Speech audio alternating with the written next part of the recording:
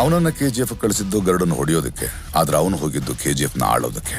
ಅದಕ್ಕೆ ಮೊದಲು ಗರುಡನ್ನು ಹೊಡಿಬೇಕಿತ್ತು, ಗಾರ್ಡ್ಸ್ ಇಂದ ತಪ್ಪಿಸ್ಕೋಬೇಕಿತ್ತು, ಎಲ್ಲಕ್ಕಿಂತ ಮುಖ್ಯವಾಗಿ ಜನರನ್ನು ಅವನ ಕಡೆ ಸೆಳಿಬೇಕಿತ್ತು. ಅದಕ್ಕೆ ಶಾರ್ಟ್ ಸರ್ಕ್ಯೂಟ್ ಮಾಡ್ದ, ವೈಟ್ ಲೈನ್ ದಾಟ್ದ. ಆದ್ರೆ ಮೊದಲು ಅವನು ಹೋಗಿದ್ದು ವಿರಾಟ್ನ ಹೊಡೆಯೋಕೆ. ಅಲ್ಲಿಂದ ಆ 3 ಜನ ಕೈದಿಗಳಲ್ಲಿ ಒಬ್ಬನಾಗಿ ಬಂದು ಎಲ್ಲರ ಮುಂದೆ ಗರುಡನ್ನು ಕೊಂದು ಹಾಕ್ದ.